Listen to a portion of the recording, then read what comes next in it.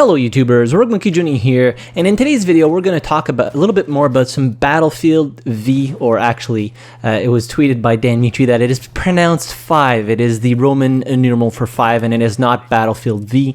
Thank God for that. But anyways, I digress. We're going to talk a little bit more about the details that were revealed about Battlefield 5. So there was a post on the Battlefield website talking about 10 things not to miss from the Battlefield 5 reveal. Just going to go over a few things here that we now know will be in Battlefield 5. So the first thing is unseen multiplayer moments. So what they say in this little description, you can of course expect large-scale multiplayer in the next Battlefield, but Battlefield 5 takes it to the next level. Prepare for multiplayer that spans multiple maps and modes, meaning you'll experience more varied and exciting Battlefield moments. So of course in Battlefield 1 we got the introduction of the game mode Operations, which was a mix between Conquest and kind of a rush hybrid that you had to cap flags and sectors to progress in the map, and then after you finish the first map you would obviously go into a second map of Operations, and both maps would be a single Operations, so matches could last anywhere from 45 minutes up to an hour and a half. So what I take away from this little thing here, this little text here, is prepare for multiplayer that spans multiple maps and modes.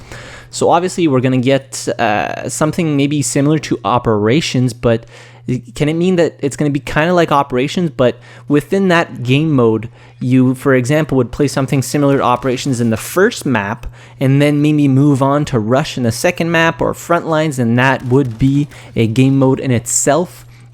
Because it does say unseen multiplayer moments, so obviously that maybe hints towards new game modes that we have never seen before, or new ways of putting game modes together in order to get more variety from the multiplayer experience of Battlefield 5. Next, new modes and experiences. Obviously, there's going to be some new game modes in here, which is not unforeseen. Most Battlefield titles always come along with new game modes. Of course, we'll have the classic Battlefield experience, high fidelity immersion with the unmatched sights and sounds that I have no doubt that Battlefield will do an amazing job with the sound design and the art and the graphics. Frostbite engine is an amazing engine, and we're going to see an amazing game visually, I have no doubt. Now the next thing we can see in this post is the return of war stories. So in Battlefield 1, they introduced a different take on the single player. So in previous Battlefield titles, it was pretty much a linear campaign. In Battlefield 1, they introduced war stories, which gave you different stories on different characters from the historical World War I. And it was a nice take on the single player. A lot of people loved it, even though it was kind of short. If you didn't really attached to certain characters, then you would move on to a different war story and you had a completely new character that maybe you identified to a little bit more. So there was a part of the campaign which everybody could enjoy. So we're seeing that come back in Battlefield 5, the return of war stories. Now the one thing that is a little bit unfortunate about war stories is you're very limited on character development, making it a lot harder to attach yourself to a specific character. Granted, in Battlefield 1, I think they did that very well nonetheless. Even if the war stories were sometimes a little bit short, you still could feel attached to certain characters. I'm thinking about the war story of Anti-Savoia. You kind of felt attached and a little bit emotional in there when his brother dies and stuff like that. Spoiler alert.